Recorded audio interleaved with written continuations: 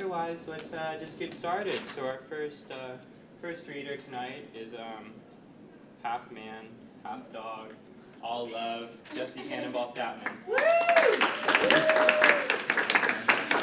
Yay! I'm Jesse Cannonball Statman, and I don't have a microphone.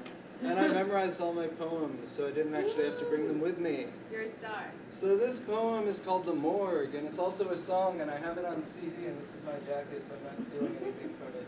And this is a CD, and it's $5. And it's on CD, but it's a song on the CD. It's not a poem.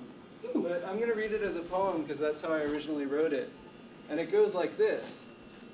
From the sunny skies of Brooklyn, New York, you and I drove into structured suburbia. We drove to avoid the stench of the city and leave our problems behind for the summer.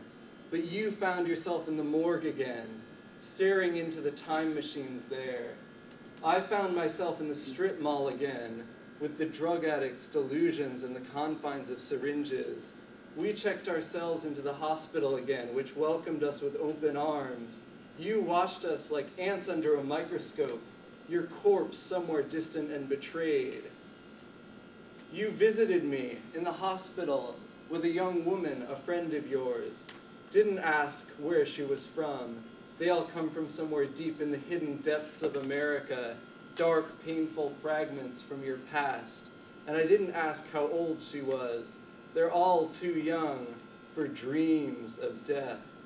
I was discharged from the hospital again, was welcomed back with open arms, found someone I could be stupid about again, with smooth, dark hair resting on my chest, with troubled and violent fantasies and boring house parties and dreams of death. You and I had dinner again. We drank the wine of the reddest blood, and you almost told us where it came from. I already knew. It came from somewhere down the road. It came from somewhere distant and betrayed. It came from somewhere far behind.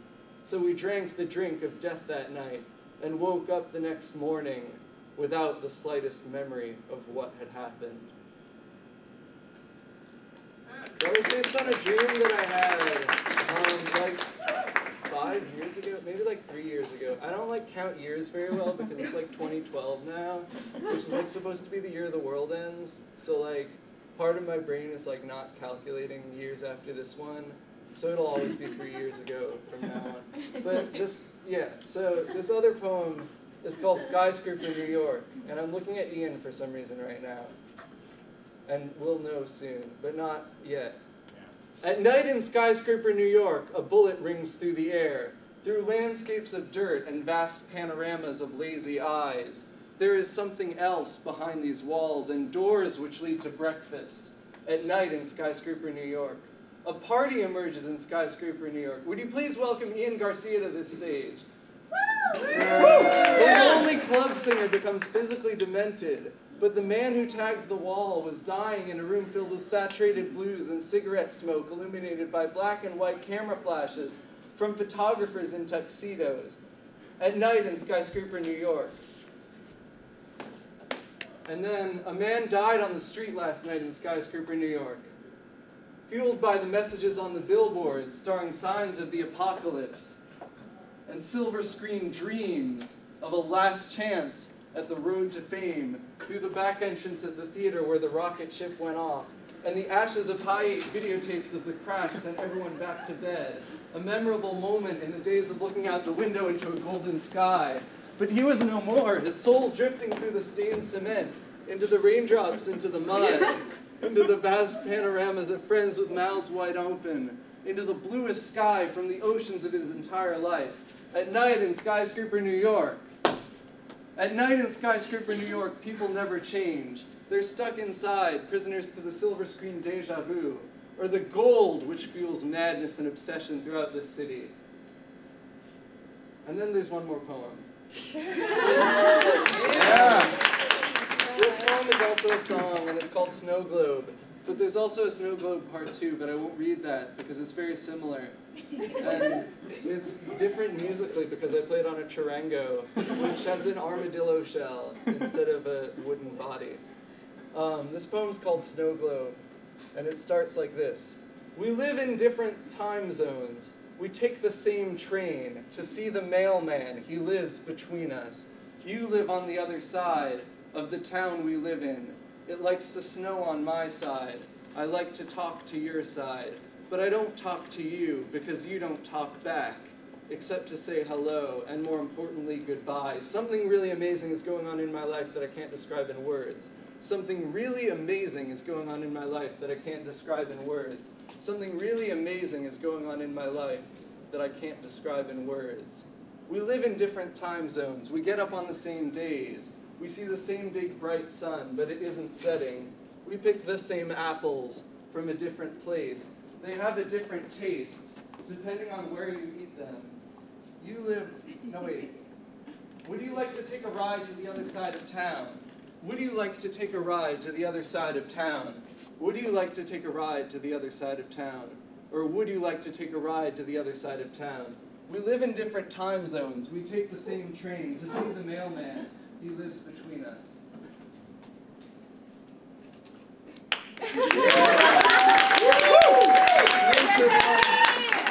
Kayla, the next up is Kayla. Come to the one-act Marchioni. Here's the thing I wrote. It's called Housekeeping. It wasn't my idea to repair the ceiling. I didn't make phone calls, make time, make wishes. If opening windows is a crime, I have a reason to believe Experience never learned her job. According to the Stop Presses, I have reasons to believe a lot of things about open windows. Believe nothing is safe, but everything's on its way to golden, or maybe it's the other way around. Because once something's all ashes, you surely can't unburn it. You know that too, unless useless. The fact remains, it was not my idea to repair the ceiling. Left up to me, Experience never would have gotten her hands on those windows, and I'd make room, make time, make waves in the ashes, because with all these holes, all this light in the room, there is no need for doors. If you really were expected, and you left hand in hand with Experience, I hope you were given new eyes on your way through the door. Rover? Oh, Rob Archie. It's Rob Archie, guys. It's white sides. It's white sides. It's the white sides.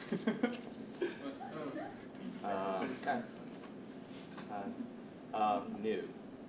Mono no Aware, first coined in the 18th century in a literary critique of the tale of Genji. Literally, the pathos of things, also translated as an empathy toward all things, or a sensitivity to ephemera, a Japanese term used to describe an awareness of impermanence and a gentle sadness at their passing. Bittersweet wistfulness, moments of reverie interrupted after a wedding or a funeral, moments of sepia-stained, oh, isn't the weather nice today? It has not been this nice since I was a child. Waxing crescent. In the West, there is the Latin, Memento Mori.